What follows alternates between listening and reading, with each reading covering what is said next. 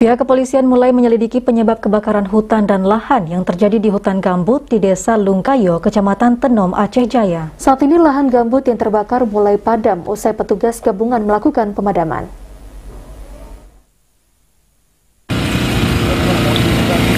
Kepolisian Resort Aceh Jaya saat ini mulai melakukan penyelidikan terkait kebakaran hutan dan lahan gambut yang terjadi di perbatasan Kabupaten Aceh Jaya dengan Aceh Barat. Penyelidikan itu dilakukan untuk memastikan terkait kebakaran itu apakah sengaja dilakukan atau karena cuaca yang saat ini Aceh Jaya sedang musim kemarau. Kebakaran yang terjadi di daerah itu bukan hanya lahan kosong warga terbakar, namun kebun kelapa sawit yang berdekatan juga ikut terkena imbasnya. Saat ini hutan dan lahan yang terbakar dipastikan sudah padam semua dan hanya kumpulan asap saja karena daerah itu merupakan daerah gambut. Kabag Ops Polres Aceh Jaya Kompol Ashari Henry menjelaskan kebakaran yang terjadi di hutan gambut di Desa Lungkayo terjadi sejak 3 hari yang lalu.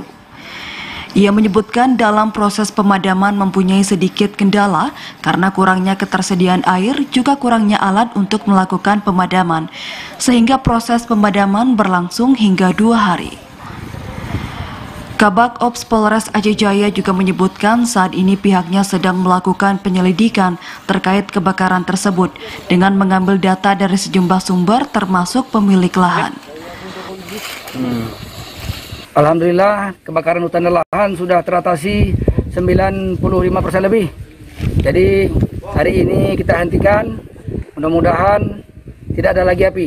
Untuk kasus ini pihak Polres Aceh Jaya Reskrim sudah menindaklanjuti dan dalam tahap penyelidikan. Ia menegaskan apabila terdapat unsur kesengajaan karena ulah tangan manusia, maka pihaknya tidak segan untuk menindak sesuai dengan ketentuan hukum yang berlaku. Selain itu, ia juga meminta kepada masyarakat agar tidak membuka lahan dengan cara membakar, apalagi di saat sedang dilanda musim kemarau. Dari Aceh Jaya, Musliadi, TVRI Aceh melaporkan.